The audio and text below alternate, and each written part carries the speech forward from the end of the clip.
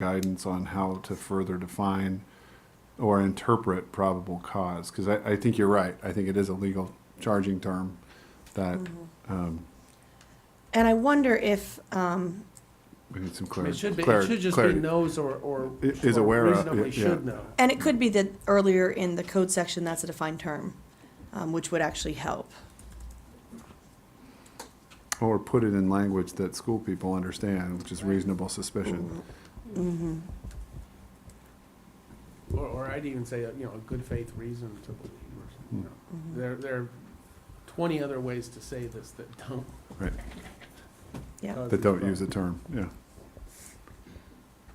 Why don't we take that back and see if we can get some Sure. clarity around that?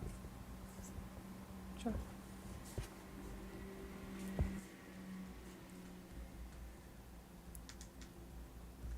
Anything else on policy GA? I think that's enough. Okay. All right, so I think we're going to first reading for everything except policy FEG. Yeah, that's That'll be fine. the will of the board. And if so, would someone please make that motion?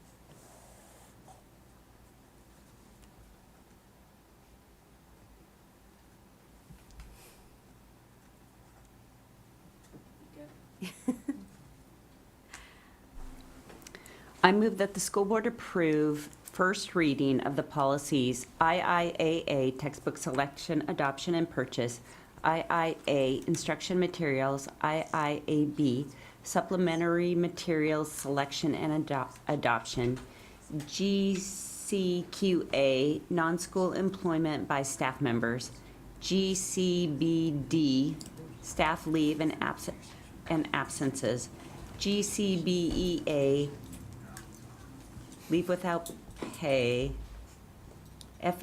sorry, which one am I skipping? Skip that one. Okay, skip FEG. And GA, personnel policy goals. And then you want me to move, Waive first reading.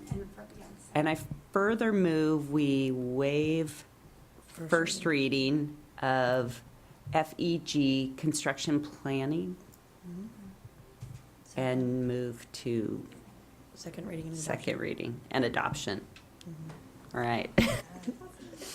Thank you, Ms. Litton. Is there a second? Second. Thank you, Mr. Webb. All those in favor? Aye. Opposed, abstained? Great. Okay, we'll move on to 8.05, second reading and adoption of policies. There's only one policy for second reading, that's policy GCBE, family and medical leave. And there was one change, adding a comma on page 6. Otherwise, this was well-received, and there were no questions from the board, and Ms. Hall and Ms. Michael did share this policy with SEEK and PEAK, and there were no real issues or concerns raised either, so welcome questions if there are any on family leave and family and medical leave policy GCBE. All right. Seeing none, would someone move to approve second reading adoption of policy GCBE?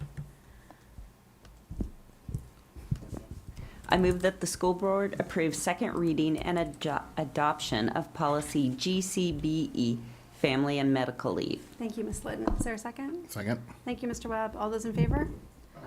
Opposed, abstained?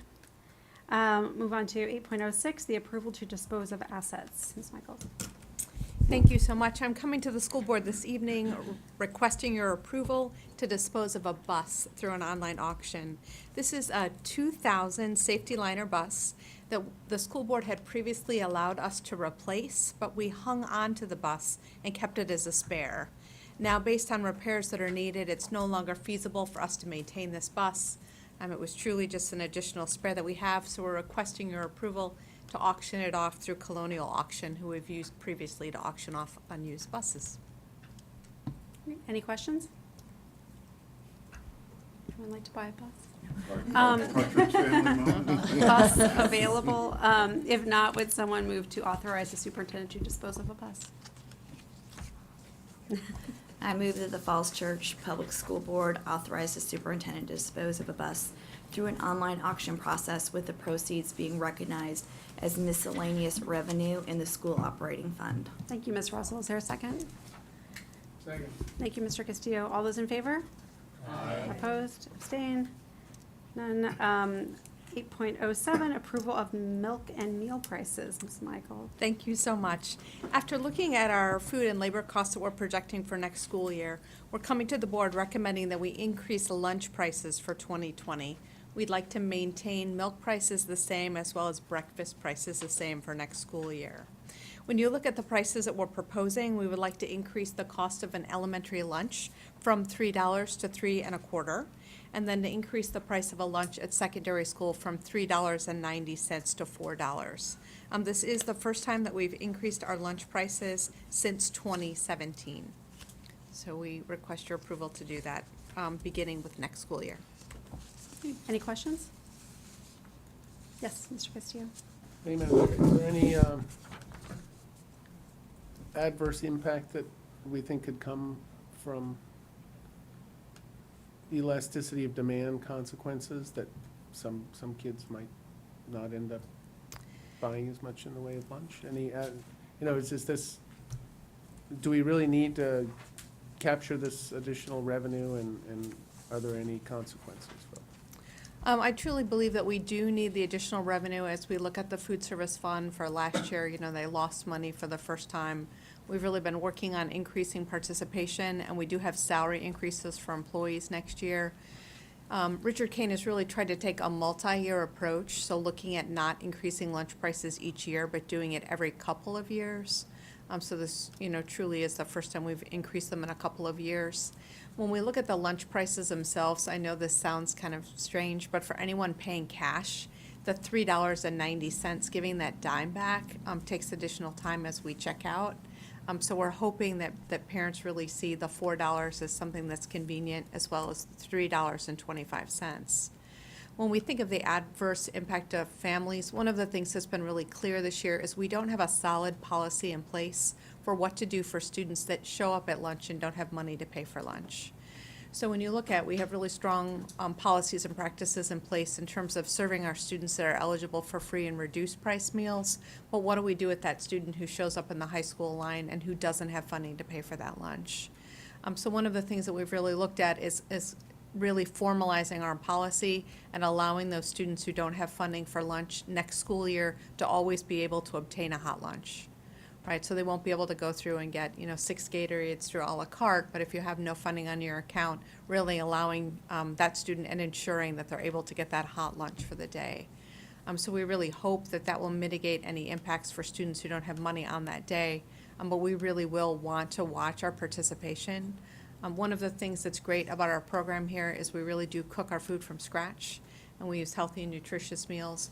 And we hope that as we continue to do that, and particularly as we move into the new high school, with the change in how we're going to serve those lunches through more of a scattered line approach versus a single line approach, that we'll really be able to continue to increase that participation and get more students to eat our healthy meals.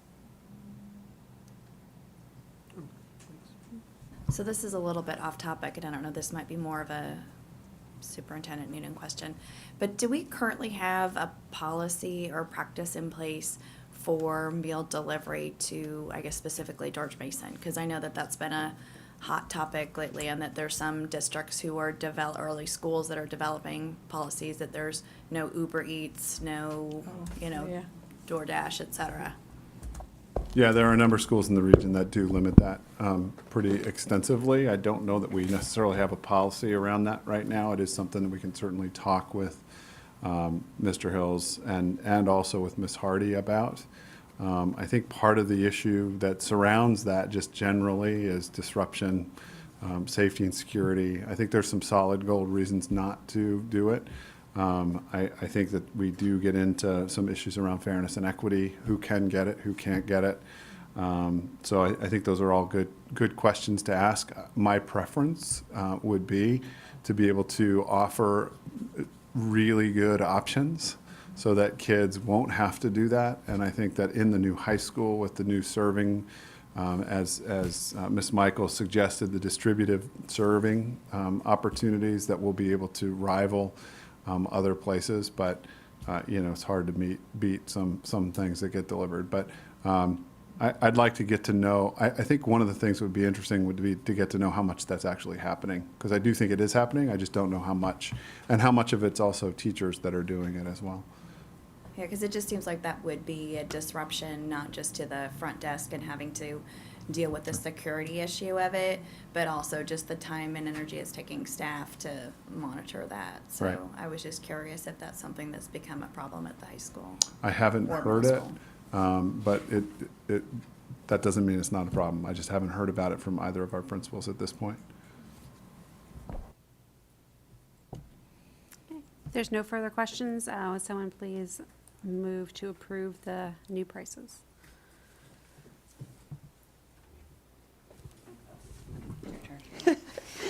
I move that the Falls Church School Board approve the following meal and milk prices for the 2019-2020 school year. Elementary school breakfast, $2.50. Secondary school breakfast, $2.50. Elementary school lunch, $3.25. Secondary school lunch, $4. Milk, 65 cents. Adult breakfast, $3.25. Adult lunch, $4.50. Thank you, Ms. Liddon. Is there a second? Second. Thank you, Mr. Webb. All those in favor? Aye. Opposed, abstained. All right. On to section 9.01, future agenda items. Does anyone have any future agenda items? All right. Seeing none, we'll go to the superintendent's report. Thank you, Madam Chair. Just a few things tonight. First, as I think everybody here knows, the last day of school is in 3 days, but who's counting? As always, there are many events happening this week in all of our schools, and just a few of them that I'd like to just sort of remind everybody of tonight. First, at Jesse Thackeray, the pre-K students visited Mount Daniel Elementary as part of their transition this last week, and it went really, really well. We saw lots of transitioning going across the system. Actually, TJ transitioned to Mary Ellen Henderson, and Henderson students went to the high school as well. But also at Jesse Thackeray on the 13th, we'll be celebrating Gertie's birthday. So you need to come, and if you're up for it, and help us with Gertie's birthday, which is actually Jesse Thackeray's actual birthday, is on the 13th. Mount Daniel, we did have field day without construction this year, which was well worth it and well worth the wait. It was a success. At TJ, our teachers are wrapping up with some pretty incredible, noteworthy projects that are happening. Our 5th grade, the PYP exhibitions were a great success, and our students were really proud of the projects. And we, many of our staff were sponsors of teams or supports of teams that did projects as well. And I don't know who was more proud, the sponsors who helped or the kids, but it was really a great night. 4th grade I Love Math Day was hosted yesterday with many professional visitors sharing why they love math. Students created inspirational math videos, poems, songs, and photography. Of note, yesterday we did have Senator Beyer with us, and also, Representative Beyer, excuse me, thank you. Representative Beyer and Delegate Simon was with us as well. Got that one right. Appreciated them coming out. 3rd grade, today our students presented their Geo Island projects. It's a new project led by the 3rd grade team. It's been a year-long project that integrates science and social studies and meets the requirements for our PYP summative assessment and the Virginia SOLs and the performance-based assessment that goes with the Virginia SOLs. So it's a great example of these two things not being mutually exclusive, that IB and SOLs play really well together, and it was a great opportunity to highlight that. At Mary Ellen Henderson, the Spring Chorus concert was held last week and 5 groups performed. The Field Day extravaganza was today, and what a perfect day for Field Day. If you weren't outside, I'm sorry, but it really was beautiful. The 8th grade moving up ceremony is on Thursday, and we're looking forward to that. Congratulations to the George Mason class of 2019, the seniors on graduation. Prior to graduation, walked the halls of Thomas Jefferson, Mount Daniel, and Mary Ellen Henderson in their caps and gowns to much applause of the students. It was a really great senior walk. It's a great community tradition. The graduation was a fitting celebration to celebrate their accomplishments, and everyone else was taking exams and finishing up their end of the year work, and they continued to do that until Friday. In the community, just as a reminder, I think we've got lots of information out there, but on Friday, we will have the groundbreaking at George Mason